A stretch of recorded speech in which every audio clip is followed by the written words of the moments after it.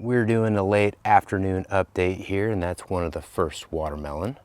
And I'm going to show you a series of clips of updates.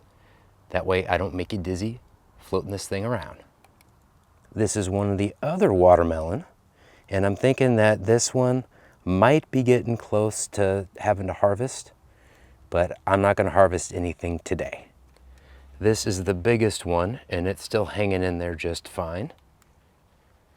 We should be getting a decent amount of rain tomorrow, so I watered these, but I didn't want to overwater them. Here's that one that I put in a sling, and it's continuing to grow nicely, and we'll see how it handles the nice bit of rain that we get tomorrow.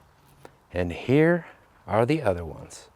I was just out at my plots today where I'm growing this kind in the ground.